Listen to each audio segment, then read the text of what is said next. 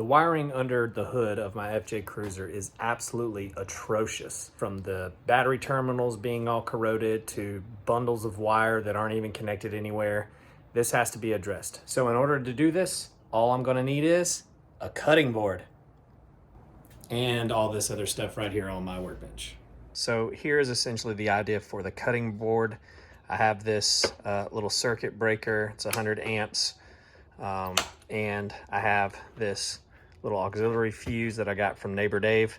And what I'm basically going to attempt to do is take this little system here and then apply it to the battery compartment or on top of this little fuse box here. Now the whole purpose is to be able to run all of my little accessories for lights and all the other stuff into that auxiliary fuse box and tidy up a lot of this stuff, including, you know, different random cords that are running to the terminals, and then also some ones that aren't even connected that have corroded off. So that's the point of this video. We're going to be taking kind of and using all of this stuff. It might be a little overkill, but at least we are prepared and hopefully it all goes smoothly. So here's the rough concept inside of the hood. Obviously I'm going to have to cut off the handle of the cutting board here, but we'll have a power line coming from the circuit breaker to the positive end here, and so we're going to make sure it's a pretty short cable, and then there'll be a line coming from this end into the power side of the auxiliary fuse box. All of these are common little grounds, and then we'll have a little ground wire here coming to one of the fender points, ground there, and then all of these little red lines are showing you the accessories of where they will come in, and then they'll all have their individual fuses as well. This entire side can be used for accessories as well. So here's kind of the concept. I'm going to try to do as much prep work as I can before I have to get in here, and what I'm going to do is use some double-sided sticky tape to attach it to the fuse box here, so that way I can still open it and close it by just disconnecting a couple wires. No big deal. All right, so first I'm going to figure out where I want things to go. So I'll make sure that this end needs to sit like this, so that way the auxiliary cord comes from here to here, and then the battery cord goes from here to the battery.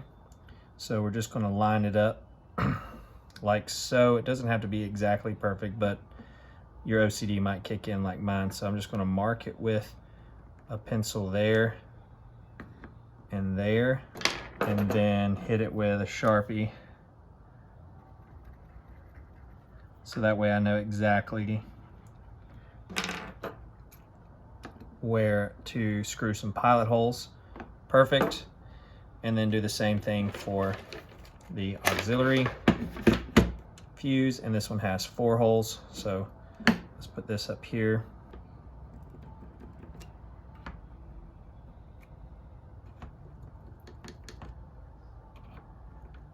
Sharpie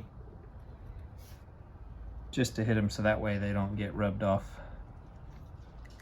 Now we'll drill our pilot holes. So I'm going to be using these stainless steel screws. They're a 1/4 inch, and so that should give me enough length, but not too much to go through the devices and the cutting board, so that way it doesn't stick out underneath, so I don't have to Dremel anything off.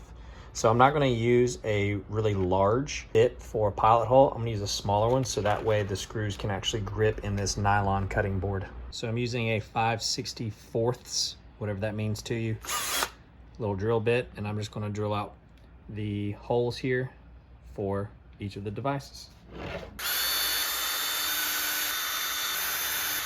And I'm glad I left this handle. It's been very useful to kind of manipulate stuff. Now we're just going to screw down each of the devices. So I went ahead and removed all of those fuses and the wires that were just kind of placeholders. Now I'm going to start adding some of our actual cables. So I got some 6-gauge wire that's going to serve as the wire that's going to go from the battery to the circuit breaker, and then from the circuit breaker to the auxiliary fuse box. So I need to figure out what distance this needs to be and what distance that needs to be. Cut this wire, add some lugs, and then the next step. So from the terminal to this fuse is about 6 inches or so. I might cut an 8-inch piece, that way it can kind of loop a little bit. So just to give us a little bit of extra space. And then from here to here, you know what? I might cut 2 8-inch pieces and use those. All right, 8 inches and 8 inches. So now it's time to add some lugs and then also heat shrink the tube around them so that way it gives a nice, clean, secure, watertight finish. Basically, I'm just going to figure out how far the lug will come down all the wires so that way I know exactly, maybe approximately, where to strip the sheath down. So now it's time to add the lugs to the end of the wires. And unfortunately, I don't have any fancy wire crimpers. So I'm just gonna have to use this little monkey wrench, but I did a practice run and crimped one just off camera, and that crimps pretty good right there. So I think we'll be just fine. Muscles, work out more. I mean, that's pretty solid. And then I'll heat shrink it and it won't look as terrible as it does now. I'm gonna use this little heat gun to shrink up this heat shrink tube.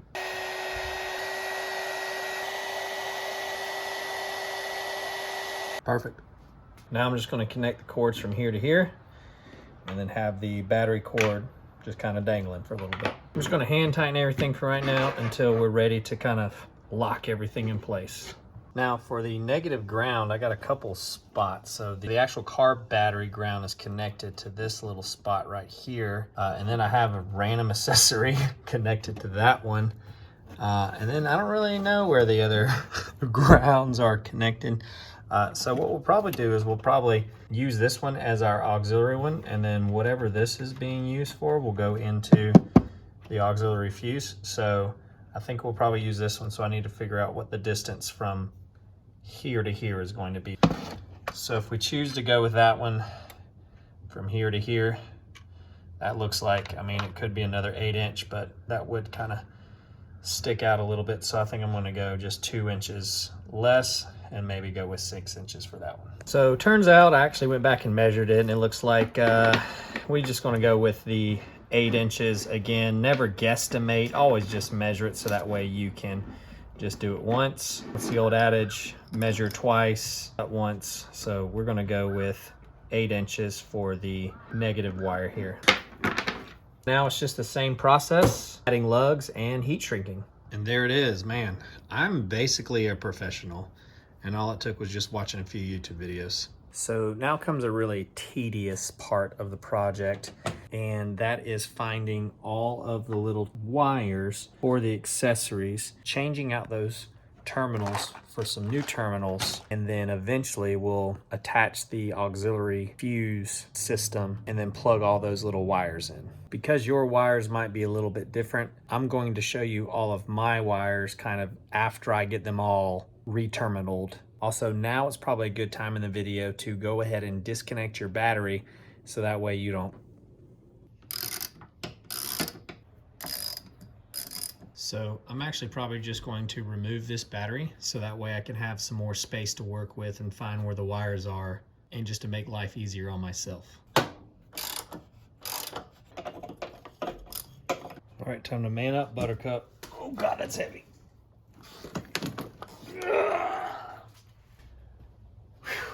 So now you can kind of see what kind of a wiring mess we have going on here.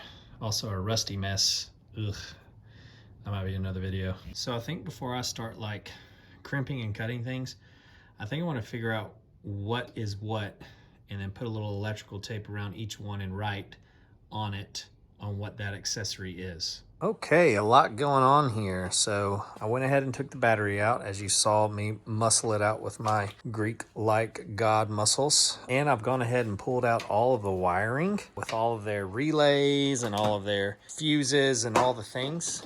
And then I've also labeled each of them for their different accessories. So this is my little grill Raptor lights, and this is just the ground because the power is actually feeding off of the headlights. This is for my lower light bar. And I got 2 more here for my roof light bar. And then last but not least, the ditch lights, which there's another video of that install, which I'll link below. So now what I'm going to do is going to go to each positive and negative end of all of the accessories and redo the terminals so that way they'll fit into the auxiliary fuse box. I've also gone ahead and removed the top of the fuse box so that way I can clean it up and then double-sided sticky tape attach the cutting board assembly. So all of my wire are either 16 or 18 gauge, but you need to check and make sure that you're using the correct terminal ends.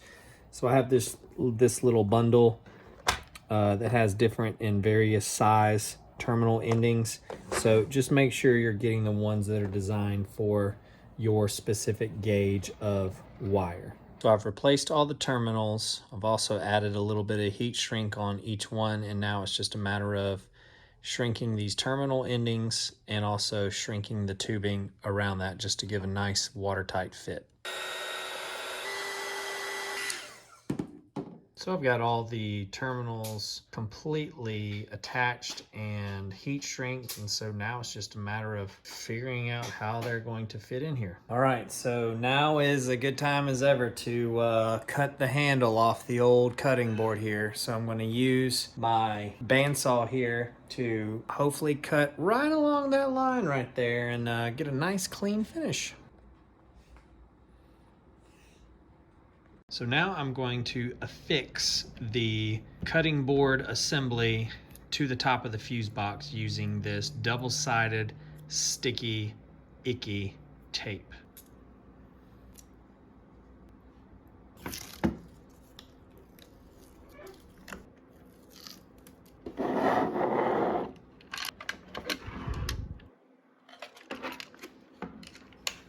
I clamped it up a little bit so that way it would stick to the panel. I'll leave that for a few minutes. All right, so the cutting board has fused to the fuse box lid, no pun intended. And so now we're gonna see if it fits back on top of the fuse box, which it should. And there we go. All right, so now it's just a matter of connecting all of our little terminals into our auxiliary fuse and then tightening everything down. Yo, check out this final product, man. It looks like I'm a dang professional or something. If you're wondering what's going on with these battery terminals, well, that is a video that I'll have linked in the description below. I ended up changing those out while I was in here, so if you want to see how I did that, make sure you check that video out. But this ended up looking really sweet. So the cover comes right off, power coming from this terminal into the battery portion here, and there's like a little cap for the surge protector. I have the switch off right now for this little circuit breaker, but then the wire comes into the auxiliary fuse, and then I have all my little accessories fused out based on the schematic and the appropriate amount of power going through each of these. And they are all grounded here on this community bus bar down at the bottom. And you can see this is where the ground wire goes into the side of the fender.